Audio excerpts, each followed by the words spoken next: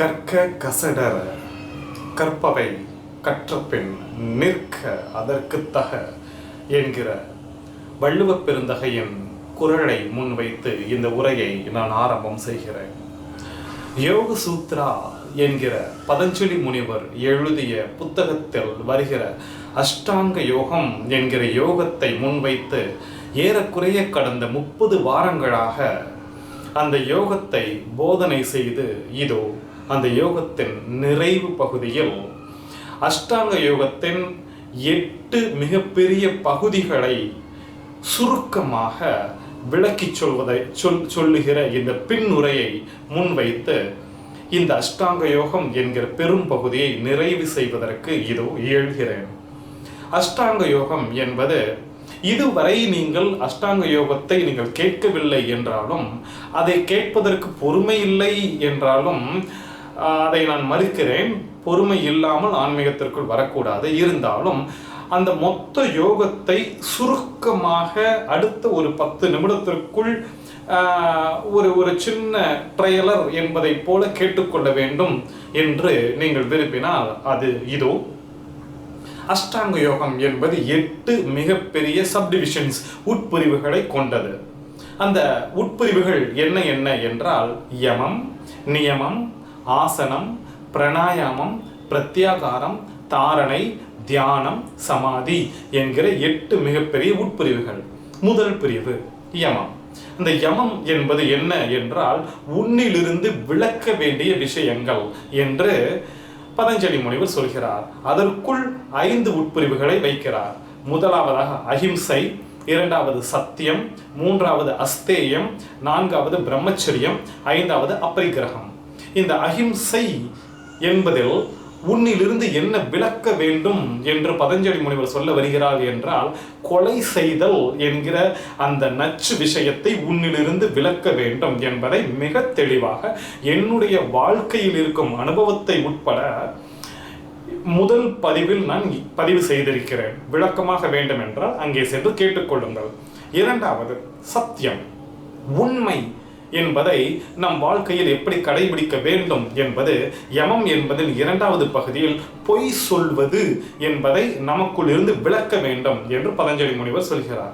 நான்காவது அஸ்தேயம் என்பதில் திருட்டு, பிற பொருள்களின் மீது ஆசைப்பட்டு திருடுதல் என்கிற அந்த எண்ணம், அந்த செயல், அதை உன்னிலிருந்து விலக்குதல் என்பதை மூன்றாவதாக அஸ்தேயம் என்பது எந்த ஒரு பொருளையும் தொட்டுவிடக்கூடாது என்கிற அந்த விலக்குதலை மூன்றாவது பகுதியில் வைக்கிறார்.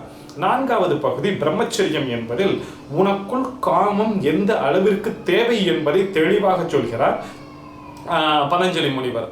ஐந்தாவது அபரிக்கிரகம் என்பதில் நீ எந்த அளவிற்கு சிம்பிளாக எளிமையாக இதெல்லாம் எனக்கு தேவையில்லை, இந்த இன்னும் சொல்ல வேண்டும் என்றால் அதன் உச்சபட்சமாக என்னை சுற்றி இருக்கும் எந்த பொருளும் என்னுடைய சொந்தம் அல்ல என்கிற நினைப்பை உட்புகுத்துவது இந்த அபரிக்கிரக நிலை.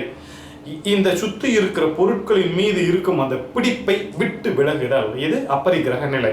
இப்படி அஹிம்சை, சத்தியம், அஸ்தேயம், பிரம்மச்சரியம், அபரிக்கிரகம் இதை 5ஐயும் உள்ளடக்கியது யமம். அடுத்தது நியமம். இந்த நியமத்திற்குள்ளும் 5 பிரிவுகளை வைக்கிறார்.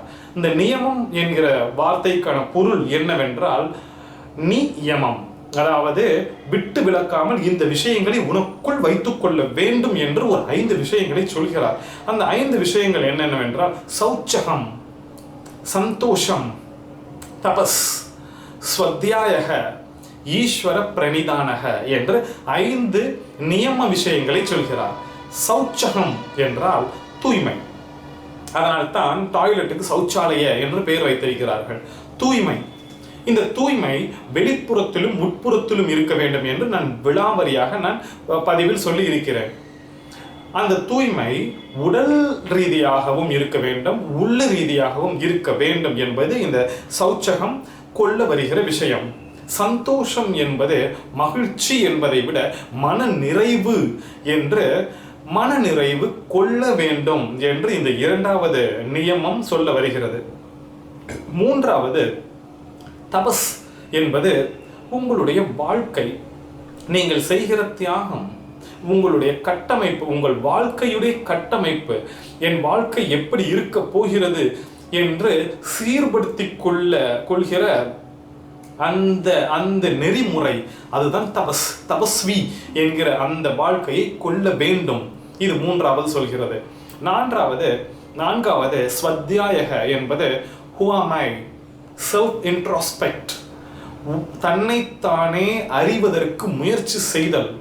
நான் யார், என் ஆன்மா எது, இந்த சுய பரிசோதனை கொள்ள வேண்டும் என்பது ஆன்மீகத்தில் ஒரு மிகப்பெரிய முக்கியமான விஷயம் என்பதை ஸ்வத்யாயக நியமத்திற்குள் சொல்ல வருகிறது. ஐந்தாவது ஈஸ்வர பிரணிதானக, எதுவாக இருந்தாலும் அங்கே மேலே இருக்கிற ஒரு ஒளியிடம் சரணடைந்து விடுதல் என்கிற அந்த சரணடையும் தன்மையை கொள்ள வேண்டும் என்கிற இந்த 5 விஷயங்களையும் சௌச்சக, சந்தோஷ, தபஸ், ஸ்வத்யாயக, ஈஸ்வர பிரணிதானக, இதை 5ஐயும் உள்ளடக்கியது நியமம். அடுத்தது ஆசனம் என்பதை எடுக்கிறோம். ஆசனம் என்பது நாம் செய்கிற ஒவ்வொரு செயலும் ஆசனம் தான். ஆனால் இந்த உலகத்தில் எக்கச்சக்கமான ஆசனங்களை கற்றுக் கொடுக்கிறார்கள். அதில் உங்களுக்கு எது பொருத்தமாக இருக்கிறதோ அதை தேர்வு செய்து கொண்டு ஒரு அதிகபட்சமாக ஒரு 10 ஆசனங்கள், நீங்கள் கர்ப்பிணியாக இருக்கிறீர்களா, கர்ப்ப காலத்தில் செய்து கொள்ள வேண்டிய ஆசனங்கள், நீங்கள் பச்சை குழந்தையா, ஒரு சின்ன குழந்தைகள் செய்து கொள்ள வேண்டிய ஆசனங்கள், நீங்கள் வயதான முதியவரா, அந்த முதிய வயதில் செய்ய வேண்டிய ஆசனங்கள் என்று உங்களுக்கு தெரியும். உங்களுக்கு எது ஒத்து வருகிறது என்று எனக்கு தெரியும். என்னுடைய ஆசனங்கள் என்ன என்று நீங்களே உங்களுக்கு தேவையான ஆசனங்களை தேர்வு செய்து கொண்டு அதை அனுதினமும் பிராக்டிஸ் பண்ணிக்கொண்டே சாதகம் செய்து கொண்டே வருதல் என்பதை இந்த அஷ்டாங்க யோகத்தின் 3வது பகுதி வலியுறுத்துகிறது. 4வது பகுதி பிராணாயாமம். இந்த பிராணாயாமம் என்பது இந்த மூச்சு என்கிற விஷயத்தை வைத்துக்கொண்டு நம்முடைய புலனை எந்த அளவிற்கு உயர்த்தி செல்லலாம் என்பதை சொல்லுகிற பகுதி தான் இந்த 4வது பகுதியான பிராணாயாமம். இந்த பிராணாயாமத்தில் நான் 2 பதிவுகளாக நான் பதிவிட்டேன். ஒன்று, நாடி சுத்தி செய்வது எப்படி என்றும், நாடி சுத்திக்கு அடுத்த பதிவில் பிராணாயாமம் செய்வது எப்படி என்பதையும், பூரகம், கும்பகம், ரேஷகம் என்றால் என்ன, இந்த கும்பகம் என்பது எவ்வளவு முக்கியத்துவம் வாய்ந்தது, இந்த பிராணாயாமம் செய்வதன் மூலமாக நம்முடைய உயிர் எந்த அளவிற்கு வலுப்பெறுகிறது என்பதையும் விலாவரியாக பிராணாயாம பதிவில் நான் சொன்னேன். அது 4வது பகுதியான அஷ்டாங்க யோகம். அடுத்த பகுதி 5வது பகுதி பிரத்யாகாரம். நமக்குள் இருக்கும் 5 புலன்களும் செய்கிற அந்த சேட்டைகளை கட்டுக்குள் அடக்குதல் என்பதுதான் பிரத்யாகாரம் சொல்ல வருகிற விஷயம் என்றாலும், என்னுடைய தனிப்பட்ட கருத்தாக நான் பதிவு செய்தது என்னவென்றால், அந்த 5 புலன்கள் சேட்டை செய்து கொண்டுதான் இருக்கும், அதை அடக்கு என்றுதான் பிரத்யாகாரம் உண்மையிலேயே சொல்கிறது. பதஞ்சலி முனிவரும் இந்த யோக சூத்ரா என்கிற புத்தகத்தில் அதைத்தான் சொல்கிறார் என்றாலும், என்னுடைய தனிப்பட்ட அனுபவத்தில் நான் மக்களுக்கு இந்த யூடியூப்ல இந்த இளைஞர்களுக்கான ஆன்மீகம் என்கிற இந்த தொடரில் நான் சொன்ன விஷயம் என்னவென்றால், அடக்குவதற்கு பதிலாக அதை கண்டுகொள்ளாதீர்கள் என்று நான் சொல்லியிருந்தேன்.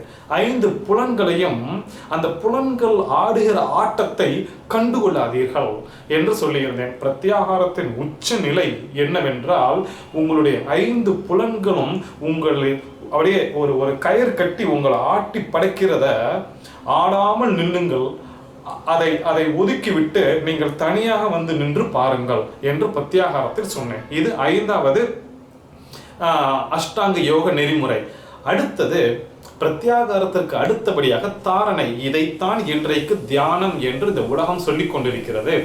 தாரணை என்பது என்ன என்றால், நீங்கள் ஒரே ஒரு பொருளை கான்சென்ட்ரேட் பண்ணி கொண்டிருப்பது தாரணை என்று பொருள். அது என்ன பொருளாக வேண்டுமானாலும் இருக்கலாம். அந்த என்ன பொருள் என்பதை சார்ந்து உங்களுடைய யோகம் அமையும். நீங்கள் காமத்தை நினைத்து கொண்டு அதையே கான்சென்ட்ரேட் செய்து கொண்டிருக்கிறீர்கள், அதுதான் தாரணையாக, அதாவது உங்கள் மொழியில் அது தியானம் என்றால் உங்களுடைய வாழ்வு முழுவதும் காமத்தில் ஊறி போயிருக்கும். ஆக நீங்கள் என்ன அந்த ஒரு பொருளை தேர்ந்தெடுக்கிறீர்களோ அந்த பொருள் மீது நீங்கள் குவிகிற அந்த கான்சென்ட்ரேஷன், அந்த ஒருமுகப்படுத்துதல், அதுதான் தாரணை என்று சொன்னேன். தாரணையில் 112 உட்பிரிவுகள் உள்ளன என்றும் நான் சொன்னேன். அதில் ஒரு 6 உட்பிரிவுகளை மட்டும் நான் எடுத்து கொஞ்சம் நீட்டி முழக்கி இருந்தேன். தாரணைக்கு அடுத்த கட்டமாக தியானம். அந்த தியானம் எப்படி செய்ய வேண்டும் என்பதை மிகவும் விழாவாரியாக சொன்னேன். அதை என்னால் இப்பொழுது ரத்திர சுருக்கமாக கூட சுருக்க முடியாது என்பதனால் ஒரே வரியில் சொல்ல வேண்டும் என்றால், தாரணையின் அடுத்த ஸ்டேஜ் தான் தியானம். நீங்கள் ஒரு பொருளை எடுத்து அதன் மீது குவிக்கிறீர்கள் தெரியுமா? அந்த பொருளையும் நீங்கள் விளக்கிவிட்டீர்கள் என்றால், அந்த குவிதல் மட்டும் சென்று கொண்டிருக்கிறது என்றால் உங்களுக்குள் ஒரு வைப்ரேஷன் ஏற்படும். அது உங்களை அண்ட சராசரத்தோடு, அந்த ஸ்பேஸோட கனெக்ட் பண்ணும். அப்படியே அது சென்று அந்த ஸ்பேஸோட கனெக்ட் பண்ணும். இதுதான் தியானம் என்று இன்னும் விளக்கமாக நான் சொல்லியிருந்தேன். எந்த அதிர்வில் நீங்கள் இருந்தால் அந்த கனெக்ஷன் கிடைக்கும் என்று நான் விளக்கமாக தியானம் என்கிற பகுதியில் நான் சொல்லியிருக்கிறேன். அடுத்த கட்டம், சமாதி என்பது குவிதல் என்கிற பொருளையும் எடுத்துவிட்டு அந்த கனெக்ஷன் என்கிற அந்த விஷயத்தையும் எடுத்துவிட்டு நீங்கள் ஜடமாக இருக்கும் அந்த நிலைதான் சமாதி என்று ஓஷோவும் சொல்கிறார். நானும் சமாதி என்கிற இதற்கு முந்தைய பதிவில் சமாதி என்பது எல்லாம் கடந்த நிலை. இன்னொரு விஷயம், சமாதி என்பது நீங்கள் செய்கிற சாதகம் அல்ல, நீங்கள் செய்கிற எக்ஸசைஸ் அல்ல. அது உங்களுக்கு அமைவது. உங்களால் சமாதியை செய்ய முடியாது, சமாதியை அடைய முடியாது. சமாதி உங்களை அடையும், சமாதி உங்களை நோக்கி வரும். அதை நோக்கி வருவதற்கு நீங்கள் தான் படிப்படியாக தியானத்தை நகர்த்தி செல்ல வேண்டும் என்று நான் போன பதிவில் சொல்லியிருந்தேன். இதுதான் அஷ்டாங்க யோகம். அஷ்டாங்க யோகத்தில் இந்த 8 விஷயங்களையும் நாம் படிப்படியாக செல்ல நாம் உண்மையிலேயே ஒரு சிறந்த யோகியாகி போகிறோம். பெருமக்களே, இறைவனின் அருளோடு இந்த அஷ்டாங்க யோகத்தை உங்களுக்கு நான் போதனை செய்ததில் உண்மையிலேயே நான் பெரும் பாக்கியமாக நான் கருதுகிறேன். அஷ்டாங்க யோகத்தை அடுத்தது குண்டலினியை பற்றி, குண்டலினியில் இருக்கும் அனைத்து சக்கரங்களை பற்றியும் ஒவ்வொரு பதிவாக நான் போட்டு என்னுடைய அலசலையும் என்னுடைய அனுபவத்தையும் என்னுடைய கருத்துகளையும் இந்த அஷ்டாங்க யோகத்தை பற்றி நான் எப்படியெல்லாம் பேசினேனோ அதே போல் குண்டலினியை பற்றியும் ஒவ்வொரு பதிவாக அது ஒரு தொடராகவே நான் ஆரம்பிக்க வேண்டும் என்று அடுத்த கட்டத்திற்கு நான் இந்த இளைஞர்களுக்கான ஆன்மீகம் என்கிற உரை தொடரை நான் நகர்த்தி செல்கிறேன். ஆனால் இந்த அஷ்டாங்க யோகத்திற்கு அடுத்து குண்டலினியை ஆரம்பிப்பதற்கு நடுவிலே ஒரு சில கமர்ஷியல் பிரேக் என்பது போல ஒரு 5 ஆன்மீக சிந்தனைகள் என்கிற தலைப்பிலே ஒரு சில உரைகளை உங்களிடம் சொல்லி ஒரு 5 வாரங்கள் ஒரு சில சிந்தனைகளை உங்களுக்குள் புகுத்தி விட்டு அதற்கு பிறகு குண்டலினியை ஆரம்பிக்கலாம் என்று இருக்கிறேன். எனவே இதற்கு அடுத்த வாரத்தில் ஒரு ஆன்மீக சிந்தனையிலிருந்து தொடங்குவோம். அடுத்த 5 வாரங்கள் உங்களுக்கு ஒரு சில ஆன்மீக சிந்தனை, இது ஒரு கமர்ஷியல் பிரேக்னு வச்சுக்கோங்களேன், ஒரு சின்ன பிரேக்.